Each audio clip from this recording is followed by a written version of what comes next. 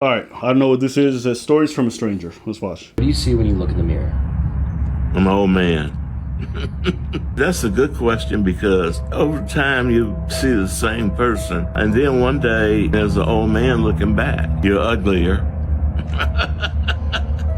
You can't pull the women like you used to. First of all, I should have died when I was probably 19. So I feel like all of these are bonus years.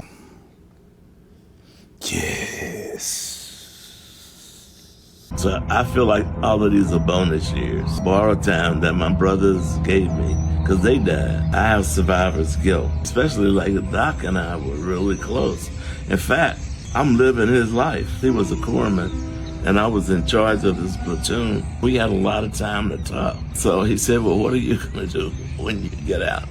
And I said, go to college. And that was it. But Doc had it all planned out. He was going to go by being a computer operator at night and going to school in the daytime. And then after he finished college, he was going to go to law school. And that's what I did, exactly. I'm living Doc's dream. Had I not had that roadmap, I don't know what I would have done. It feels good because I've had a good life. What's your name? William Petit. Hunter. I'm talking to this girl, and I asked her, how many people go to UCLA? And she said 30 or 40,000 people. I said, damn, out of 40,000 people, I'm the dumbest one here. And I love the fact that he laughs about it. It's like, hey. What are your thoughts? Yeah, the feeling of survival's guilt, I get that. Feeling that you're not supposed to be nowhere where you are. And just being grateful. It's not like, oh no, you're supposed to be here because shut up. Sometimes you feel like you're not supposed to be here. And you're just grateful that you are. You're just grateful that you are. And this man's grateful. He's like, I had a good life. That person, I was able to live that person's life that person didn't have. I didn't have a plan, so I took that plan on and I lived it and I had a great life. And I'm grateful for it. Mm-hmm. You can't pull the women that you used to, but he doesn't feel like resentment or anything like that. It's just like, hey, I had a good life, so. Yeah. What's up? What's the most painful thing you've been told? That my husband was going to die. We called him Butch, and I met him on New Year's Eve, 1959. Can I tell you my favorite memory? Because I've been thinking about this a lot lately. We would come home at night for going to a movie or whatever, and there was a little turnoff, and we used to pull off and look at the stars. He had the worst singing voice in the world, and he would sing to me. He never passed me in the house that he didn't kiss me and put his arm around me. Never. I walked by him one day. He was sitting at the end of the table, and I was going to give him a fast kiss and broke his tooth. So. What was his smile like? Amazing. Even after you broke his teeth? Yeah. Actually, he came out looking much better when he had to have those caps, so he was all right. We talked our whole life. If you don't have that going for you, back off, because I'm telling you, that's what you need. Don't ever stop talking. I read or mess with my plants or stuff like that. Just anything to keep me from thinking. Some days I'm really good, but some days not so much. You just keep taking that next step. That's all you can do. What's your name? Irene. Hunter. I think it's something that I got to do a little bit more, remembering the good times, the people I grieved. You know, instead of being pissed off and shit, but sometimes you can't help it. Got to remember the good times, but sometimes it's really tough, so I don't even really know how to do that, to be honest with you, man. To remember the good time? Just remember the good time and not feel like pissed off about the fight that someone was stealing from you, you know? Maybe it's just a matter of like the kind of person you are. I don't know. I'm just a half glass full person. Maybe you're a half glass empty person, and maybe that's just what it is. I don't know. I think it's really just circumstances. Okay. Because you're a glass half full, but you had a chance to drink with that person. I haven't. Well, then how did you make memories? You remember the little that you have. You know what I mean? Like my hard shell started from that point. So I know how to deal with the rest of the stuff. But the being the genesis of dealing with grief and dealing with losing people, that one's tough. What's tough? Dealing with the way that person left. Now it's tough, or back It's then? always been. Why is it tough now? It's always been. It's still tough because it's a hard time to process. It's a hard time to process it. I feel like I didn't have enough memories, the time to say bye, time to, and the shell was not there. So it's maybe just a little boy that still hurt before the shell got on all that. But yeah, it's that one is a struggle. Yeah, grief is very personal. Like it's hard for anyone to tell you that you gotta do this, you gotta do that. I don't know. I know the answer. You just find ways for you to get by, and you try to take from other people's experiences, and you kind of just make it. But there's no like, I did this and I felt better. Well, I did this and it worked. It's like there's a bit of time, and then you kind of look back and you're like, oh, I don't feel the way I used to feel. And then you're like, okay, I guess I've made progress, and that's kind of how you assess it. Because pain, when it comes to loss, is always incremental, and it's in these little instances that are very consistent in moments that you have. And normally when you start to be able to move past it, and move past it doesn't mean like it's gone or whatever. It just means that you're just better at managing it. You're better at like living with it, and it's no longer this thing that you run away from. It's like, oh, it's there and it's okay. But that's something that you realize over time as you have the absence of those certain experiences you used to have before. Sure. So, for me, I think I'm just kind of used to being grateful for anything, because I understand what it's like not to have nothing. So just when you have somebody, no matter how short of a time period it is and how much disappointment's involved, you just think like you care this much because they impacted you. And there's something to be grateful for, the fact that they even had a chance to do that. And maybe there's something unfair in how they left, or your dynamic and the fact that you guys weren't able to spend more time together. But it's like they marked you. That means that they left something in you that you carry with you everywhere you go. And there's always something to be grateful for that. Because imagine if you didn't even have that. And maybe that's not comforting, maybe that's not nothing, but I don't know. I think I kind of just accepted that life doesn't always give you the maximum amount of everything you want, or an adequate amount. Sometimes it don't give you enough of it. But if you got any of it, to me, that's always something that's grateful or worth being grateful for. And I think it's also what they would want you to do, which is something you should really take into consideration. Because if you want to honor that memory, then you have to think about what they would want for you. And I think anybody that loved you or cared for you would probably look at you and say, I want you to be good with this. I know it wasn't enough, and I know it wasn't everything, but I want you to be good with that, and I hope one day you can be. I'm sure if I died, and if you died, you'd want your people to say that. You're 42 now. 3. God forbid, tomorrow, boom, you fall over, and everybody's mourning your loss. Of course, they all got their grieving process. They got to go through their thing. But wouldn't your deepest desire be for them to try to be okay beyond you, to find their own sense of happiness and to be good with it? That's not my battle, so I'm asking what you want for them. I'm not asking what. I wish them the best, yeah, so I wish them that they can get over it. So I think that's the main thing that I kind of look at it, right? And I try to think about that person's wishes and like how I can honor them and what would they want from me. And I think that's part of the equation that also matters, and how you keep that memory alive. Sure. I'll work on that, I guess. Hey, man. You know me, I'm not telling you to do nothing. No, I said I would work on that and say, oh, thanks. I will just, yes, like you give me some work. I got to work on that. I don't, I try not to hold on to things, because generally it doesn't serve me or the other person. So whether it's anger, grief, resentment, disappointment, stuff like that, it's just like, once I feel and process it, I either just make a decision on that relationship and just let go of that shit. Except for Abdi. He still owes me $500 from high school. Fuck that. I don't actually feel any type of way. I just think about it sometimes and it annoys me, but I'm like, oh. People from high school?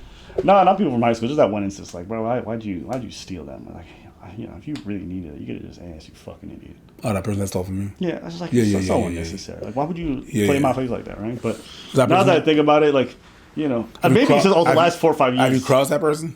I think I saw them once at a wedding. Oh, yeah, better not look at me, nigga. Don't talk to me. I forgive, but I don't forget. You're not going to call me stupid and then try to shake my hand. Yeah. I'm not going to feel no type of thing about you, but we're not shaking hands. I had to shake hands with a dude that I'm not, like, because my parents were there. I'm not going to try. The thing is that on top of that, it's funerals. So I'm not going to try to act up. Rest in peace. I'm not going to be like Uncle Crash Out. You know what I mean? Traitor ass nigga. Ugh. Bro, I could have been standing near the casket. If that nigga come shake my hand, I'd be like, ugh.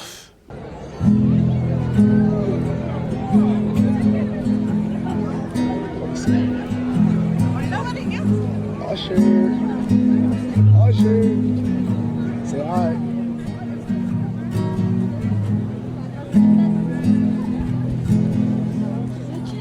so you know what this is?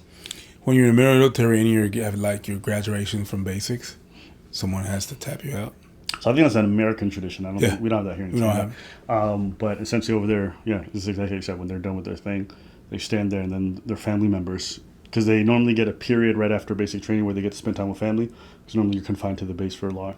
I don't know how it is in the States, but for Canada, for example, you get 5 weeks. The first 5 weeks, you can't leave the base. No visits, nothing. Then after that, you start to get weekends off, so you can leave the base for the weekends. And then at the end of the 12 weeks before you go on your course training, You have a specific set of time to go be with your family. You have your little graduation.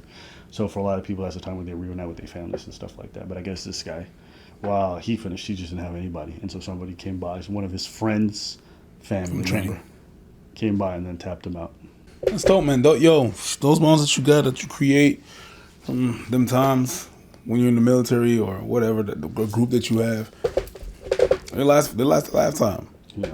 You can kind of see how emotional it is for him, because like to get through basic training, for some people it's a breeze, for other people it's like a really big deal.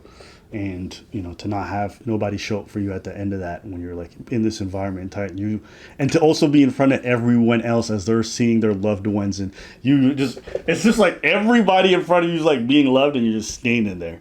And I can completely relate to this, because me, when I was in the military, my mom and I had a falling out, because obviously she didn't approve of the military, good Muslim woman. And she was pretty unhappy with the fact that I joined. So for me, when I was in, it was a pretty lonely experience, because like for me, basic was definitely tough as an 18-year-old, because I didn't have much structure to my life. So it was definitely very jarring to be in like a military environment.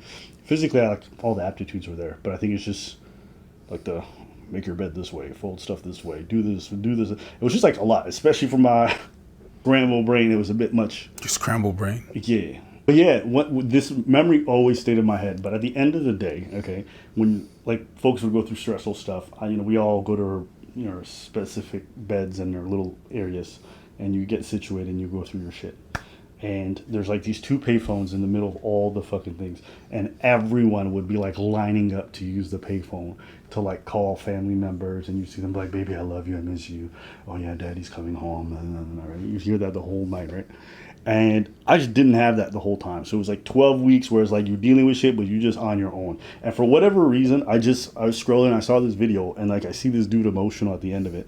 And I really identify with that, because like it is a lonely experience. Even though you got your platoon mates, and that's a beautiful thing, your platoon mates are for when you on the job. When you off the job, you want to be with your family. Mm-hmm. You want to be like with the people, the reason that you're doing this military for, or that you're sacrificing or getting this money for, whatever it is. And the fact that you don't have that, it's a tough thing. And you can see the guy's eyes. If you look in his eyes, the dude's like on the verge of tears. Yep. It's like, how could you not be? You sitting there, and even though you're at attention, your peripheral still work. You know what you're seeing. Life is all about people. I remember watching this video of this Brazilian cyclist who finished the race at an Olympic event. And she didn't win the gold, silver, or bronze, but she had the best time her country had ever had. You ever seen this video? No.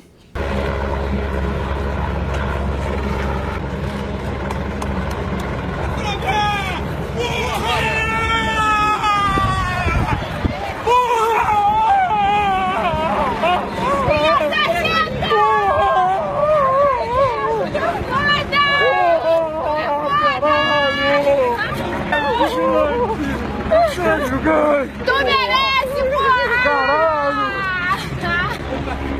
Pessimista, garota! Kind of as well, like, oh shit, you was there the whole time? Oh man. Yeah. You was there oh shit, that's dope. Yeah. Oh yeah, thanks. I feel it. So apparently their top cyclist had been eliminated for the Brazilian team. And so when she came in as like the sub, I believe, or just one of the person in last place for their team, the rest of the team like kind of left because they didn't expect much from her. Mm-hmm. And then she ended up getting the top time for their country ever, which is still amazing. An unbelievable thing, right? Because you're going against the top people. Not winning gold, silver, bronze is not the worst thing if your country's progressing. That's a beautiful thing. Not even your team state. Yeah, that's why you see her. She's breaking down at the end. She's like finished. She's done this amazing, and nobody's there. Thank you very much for being there, cuz. But also, fuck you guys. What the? Sure. What? No. But right now, she's just grateful. She's at her people. And 100%. There's someone there who sees her and sees what she's been through and is there and is proud of her. Because when you put so much into anything, be it the military, this, whatever it is, like I'm not comparing the two necessarily, but you can imagine how much her life she put into this sport. Sacrifice. And to have an achievement and have nobody to celebrate it. That's why I say, like, life is just about people. What is the point of all of this shit if you have nobody to celebrate it with? What is the point of any of the success if there's no one there? And like that's a reoccurring theme for me. But yeah, just even watching this moment, it's like she had the accolades, but what she really wanted someone to say, "I'm proud of you. I see you. You did good, champ." And that you see her breaking down, just crying, like you see her holding on while the others let go. It's like I need a little bit. I need to give me that, nigga. Give me that. Come here. Lock in. Yeah. Lock in. Yeah, we need that. No, I get that. Yeah, that's all for this video. Just want to cover this topic.